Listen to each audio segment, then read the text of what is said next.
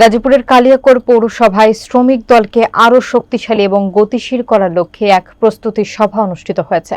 শুক্রবার বিকালে পৌরসভার ৭ নম্বর ওয়ার্ড শ্রমিক দলের উদ্যোগে জোড়া পাম্প এলাকার দেওয়ানবাড়ির মাঠে সভা অনুষ্ঠিত হয়।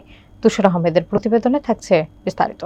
সভায় সভাপতিত্ব করেন ৭ নম্বর ওয়ার্ড শ্রমিক দলের সভাপতি মোহাম্মদ মতিয়ার মোল্লা, সঞ্চালনা করেন সাধারণ সম্পাদক মোহাম্মদ আলামিন মণ্ডল।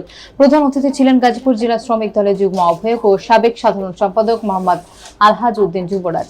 অনুষ্ঠানে আরও বক্তব্য দেন জেলা শ্রমিক দলের আহ্বায়ক কমিটির সদস্য মোহাম্মদ শমসের আলী তালুকদার ও মোহাম্মদ সোহেল রানা, ৩ নম্বর ওয়ার্ড সভাপতি মোহাম্মদ ইউনুস আলী, ৮ নম্বর ওয়ার্ড সভাপতি মোহাম্মদ দুলাল হোসেন এবং ৬ নম্বর ওয়ার্ড সাধারণ সম্পাদক মোহাম্মদ লিটন শিকদার। বক্তারা বলেন, সংগঠনকে শক্তিশালী করতে তৃণমূল পর্যায়ে ঐক্যবদ্ধভাবে কাজ করতে হবে। শ্রমিকদের অধিকার আদায় এবং রাজনৈতিক কর্মসূচিতে শ্রমিক দলের সক্রিয় অংশগ্রহণ নিশ্চিত করতে হবে।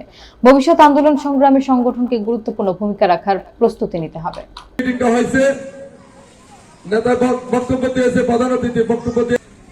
সংগঠন এবং দল শক্তিশালী করার লক্ষ্যে এখানে কিছু অভিযোগ এসে পড়েছে। সেখানে হলো স্থানীয় কিছু চোর বাটপার আছে আওয়ামী লীগের, যেগুলো ওদের কোনো কাজ নাই, অর্থাৎ সার্বক্ষণিক তাদের কাজই ছিল।